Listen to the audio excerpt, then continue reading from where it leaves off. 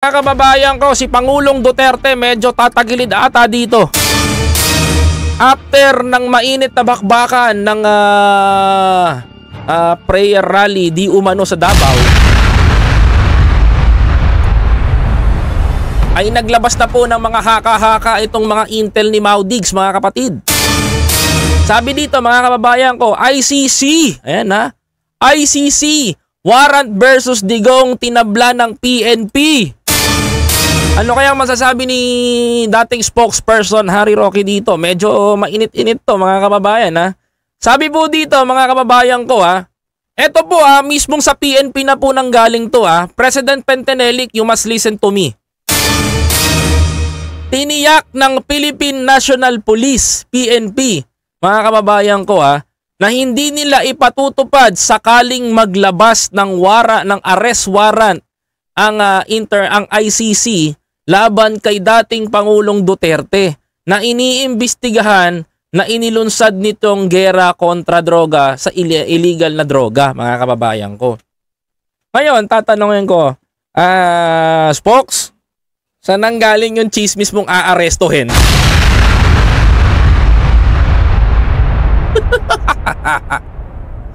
Kaya mga kababayan ko ha, medyo konti lang naman to, no? Saan nang galing yon? Yung mga palusot yun nilahitad. Talagang ginagalit niyo yung mga Pilipino eh. Ito, malalaman ng taong bayan to ngayon na gumagawa kayo ng story at humahanap talaga kayo ng sympathy ngayon. Diba? Hindi nyo na magagawa yung drama noon. Iba yung drama noon. Iba yung drama noon sa reality ngayon. O, sabi pa dito, inihayag nito ng PNP spokesperson called Jean Pajardo nitong Miyerkules, Pebrero 7, kasunod ng sinabi ng dating presidential spokesperson Attorney Harry Roque na nakatanggap si Duterte ng impormasyon na maaaring ipaaresto siya anumang oras. Alam mo, ano to eh, same with Maharlika eh, this is paranoia, no? Paranoia. To be honest, naaawa naman din ako kay Duterte. Kasi alam sa totoo lang, ginagamit siya ng ibang tao ngayon eh. Hindi ako nagagalit kay Duterte pero nagtatampo ko sa kanya. Magkaiba nagtatampo sa nagagalit ha. Lagi niyong tatandaan. Kahit sa diksyonaryo niyo tignan yan. No? Magkaiba nagtatampo sa nagagalit. No? Mga kababayan ko. Ang akin dito mga kababayan, nagugulat ako dito. Mga kapatid, kasi wala na siyang matakbuhan na totoong kaibigan. Biruin mo, batuan siya ng information na makukulong siya. Alam nyo, ginagalit yun ng ginagalit yung matanda para ano? Para meron kayo na ano? Para meron kayong mapagtampulan o matrigger nyo. Kasi nga naman, pag na-trigger tong matanda, gurgura na talaga to. Mga kababayan ko ha. Mga kababayan, tapusin ko muna to. Sabi ni Pajardo, susundin ng PNP ang direktiba ni Pangulong Ferdinand Marcos Jr. na hindi makikipagtulungan ng gobyerno ng Pilipinas sa ICC. O, ayan na. O, matigil na kayo sana. Ito lang sana mga kababayan ha. Matigil na po sana yung mga haka-haka nila Spokes Harry Roque, ni ganito, ganyan. Ito na po yung sagot. Ito na po yung sagot doon, no? Sana po matigil na kayo. Kasi kung hindi pa kayo titigil, walang mangyayari sa atin dito niyan. 'Di ba, Spokes?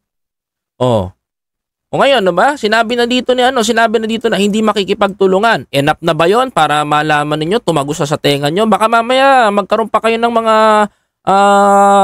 haka-haka at mag-content pa tong si Hitad, 'di ba? Nagugurgurin na naman ng di umano ng ang dating presidente daw. Sabi dito, the President and the Department of Justice have already spoken. We support that stand. We also question the jurisdiction of ICC because we have already withdrawn from it from all intels and purposes. ICC has no jurisdiction over us. They could issue MOA warrant of arrest to anyone but its enforcement is another thing. Pahayag pa ni Pajardo sa isang press briefing, mga kababayan ko, 'di ba? Sana makontento na po kayo ha na ito ang ginagawa ninyong paninirang puri sa Pangulong Bongbong Marcos tsaka sa ginagawa ninyo Sana naman po matapos na yung mga haka-haka ninyo, mga teorya ninyo. Maawa na lang po kayo sa matanda ngayon. Kasi dapat po mag-retirement niya na yan, ginagambala nyo pa po. Diyos ko po, kung ako dyan, nananahimik na nga tong matanda, wala na nga kamuwang-muwang, hindi na nga nakikialam, di ba? Hindi na nga nakikialam, ganyan pa rin ginagawa ninyo. Sana tigilan nyo na po yan. No? Mga kababayan ko, puro ka dadadong, wag mong idamay ang dating ginang Imelda Marcos dahil maganda ang ginawa niya ni Madam Imelda Marcos. Nako mga kababayan ko, kayo na pa ang topic yan, ngayon mo lang inulit. Ayan, nasasagutin kita mamaya. Sige.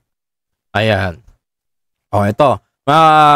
Sabi ni Ma'am Rowie dito, sabi ni Rowie, mga kababayan ko, ayun.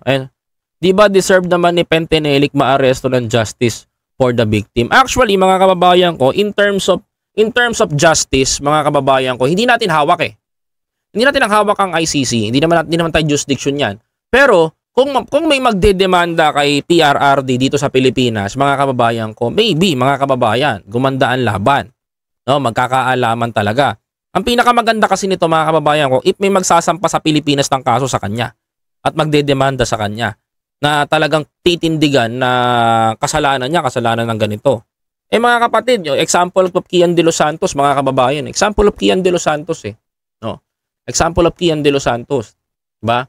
Yung mga pulis na pakulong na guilty sa ginawa nila na EJK dito kay Kian De Los Santos. Nakulong ba si Duterte doon? Hindi nakulong si Duterte, nakulong yung mga pulis. So ngayon, mga kababayan ko, there is no ICC naman talaga. Wala talagang ICC na papasok sa Pilipinas na pinipilit itong mga kababayan. Ang ending ngayon, mga kapatid, gusto nilang pasabugin yung curiosity ng matanda. Maawa kayo kay PRRD. Di ba, mga kababayan ko? To be honest, maawa kayo kay PRRD. Marami ng sakit niyang matanda na yan. Hindi nyo na kailangang gurgurin yan. Kung tutusin, dapat nyo ang kaawaan yan. Kasi mga kapatid, dapat din mga kababayan ko, to comment ko lang kay Vice President Sara, mga kababayan ko, ayusin niya yung tatay niya. Kausapin niya. Para hindi siya nagkakaganito. Kayo nga, in good terms nga kayo, pinapakita nyo sa social media ni Pangulong Marcos. Dapat in good terms din sila. Dapat tulungan mo rin na maintindihan ng tatay mo yung mga nangyayari sa bansa natin ngayon. Naranasan niya naman to kaso nga lang magkaiba sila ng principle.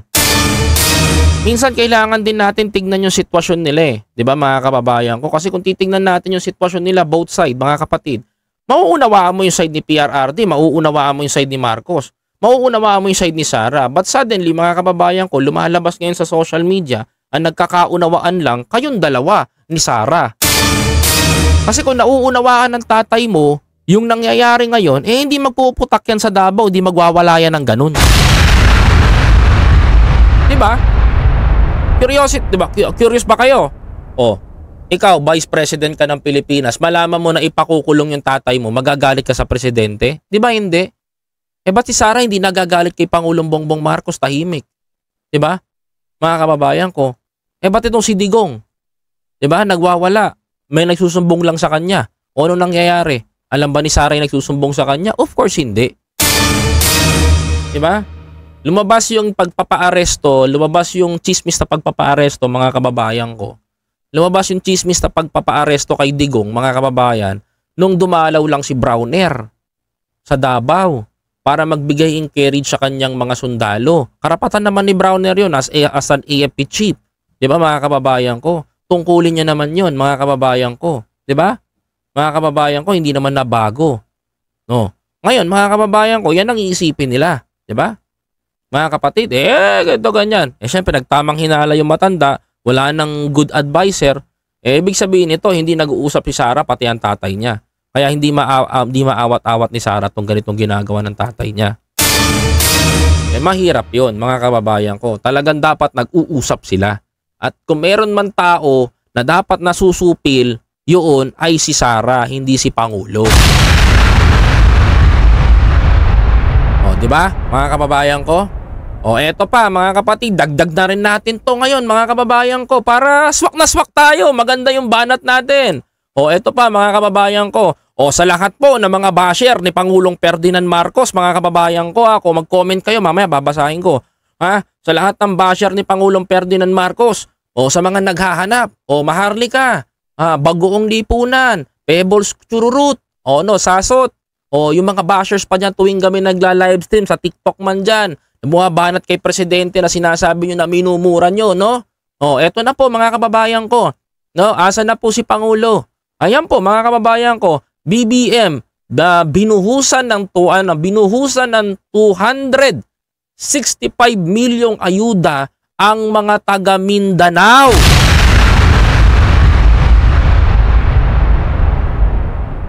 Mga kababayan ko, eto, balita yan. Hindi po natin mababago yan mga kababayan ko. That is news. Sabi po dito mga kababayan ko, pag ituloy natin, sabi po dito, naglabas si Pangulong Ferdinand Marcos Jr. ng 265 million mula sa kanyang Presidential Social Fund. Nakakahiya naman. Presidential Social Fund. The President, pambayad sa sahod ng PSG yan ha. Binawasan mo pa yung pondo mo. Mga kababayan ko, hiyang-hiya naman kasi sa 51 billion. Diyos ko po. Naglabas si Pangulong Bongbong Marcos ng 265 million mula sa Presidential Social Fund para agarang tulong pinansyal sa mga apektado ng malawakang pagbaha at landslide sa ilang bahagi ng Mindanao. Mga kababayan ko, sabi to mga kababayan ko, sa situation briefing na ibinigay sa kanya ng mga lokal na opisyal sa Davao nitong Miyerkules, Pebrero 7, nabatid ng Pangulo na hindi lamang food packs ang kailangan ng mga biktima dahil may iba pang pangangailangan sa kanilang mga pamilya. Correct, Mr. President. Talaga nga ako naniniwala na ako sa iyo na tatay ka talaga ng Pilipinas. 'Di ba? Sabi pa dito mga kababayan ko, hindi lang pagkain ang kailangan ng mga tao, they need buy other things para sa kanilang household.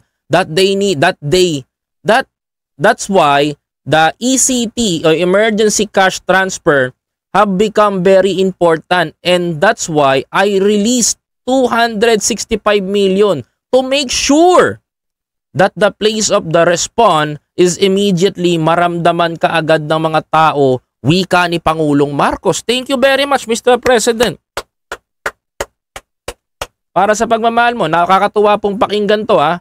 Sabi pa po dito mga kababayan ko, gamitin ang ECT, gamitin ang System of Department of Social Welfare o DSWD para mamahagi ng cash ayuda mula kay Pangulong Marcos. Sabi pa dito mga kababayan ko, nagbigay din ng bukod na emergency cash ang DSWD sa mga biktima ng kalamidad mga kababayan ko ha. Ito ha, kakabanat nyo ng kakabanat kay Pangulong Marcos, mahiya kayo sa sinasabi nyo ha.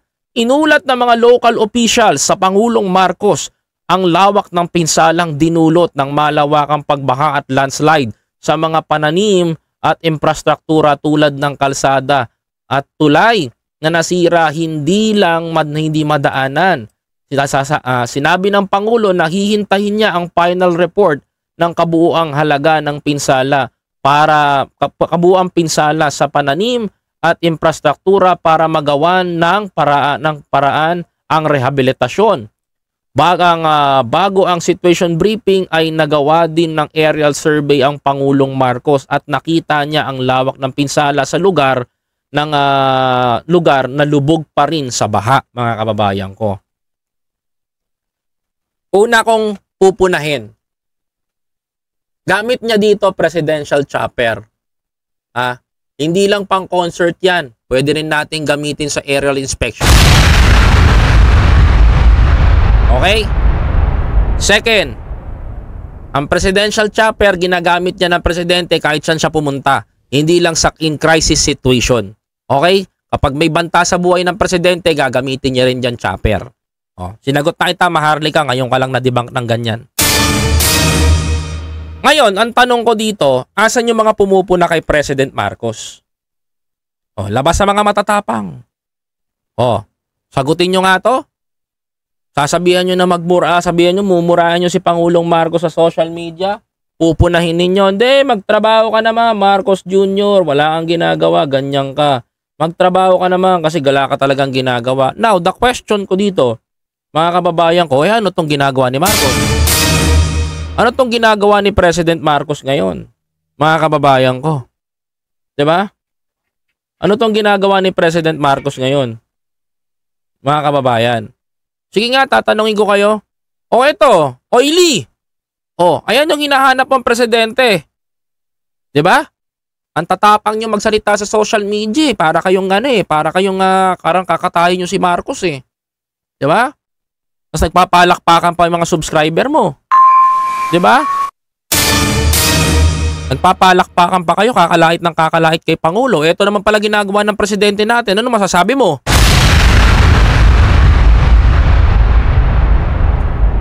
Gabuti lang tapang na nilalabas ninyo. Okay? Gabuti lang tapang na nilalabas ninyo. Kaya wag kayong paki. 'Di ba? Hindi nyo magagawa at magagawa na patulan ng acting presidente. Dahil sa totoo lang, walang ginagawa si presidente kundi makatulong sa taong bayan. Oh, napapahiya kayo dito. Imagine nyo, 265 million mula sa Presidential Fund, Secure Social Plan na nilabas ni Pangulong Marcos para makatulong sa taga Davao. 'Di ba? Tanungin kita, yang sinusuportahan mo na kampo, ha? Kung tutusin, maliit to. 265 million. Maliit to versus the 51 billion. Mas malaki ang billion kaysa sa milyon. Lagi niyong tatandaan, mga kapatid. Mas malaki ang naitutulong na kung naipamahagi sa tao yung 51 billion yan at napainabangan ngayon. 'Di ba? O, isa pa, balita ko. Kaya nag-uulan dyan. Totoo ba ang balita na sangkot ang pamilya niyan sa mining? Ay, balita ko. Panalo daw, naging tahimik daw ang mining sa loob dyan, ha? Mga kababayan ko, balita ko, putok na putok daw ang mining corporation dyan sa loob, ha? Totoo ba? Na may ilang kagubatan dyan ang nakakalbo na? Totoo ba? Na dumami ang minahan ng ginto sa Mindanao? Totoo ba ang mga bali-balita? Kaya barado lahat ng mga sewerage dyan sa Mindanao? Medyo kinikilabutan ako dun, ha? Kasi mga kababayan ko, I did not expect na ganun pala ang ginagawa ng mga yan. Ako, para lang sa akin, bilang isang mamamayang Pilipino, mga kababayan ko, bilang isang ordinaryong Pilipino, mga kapatid, nagugulat po ako, mga kababayan ko, dahil may mga kumakalat na ganyan. Diba? Totoo ba na sangkot ang pamilya na yan sa mga mining sa Mindanao? At tila po ba apektado yung mga minahan? Dahil dyan, may naapektuhan negosyo? Well, mga kababayan ko, wala pa pong kasiguraduhan niya mga balita na yan. Nabanggit ko lang, kaya patanong ko sinasabi kung totoong sangkot ba ang pamilya na yan sa mining sa Mindanao. Yon ang pinakamatindi doon, mga kababayan ko.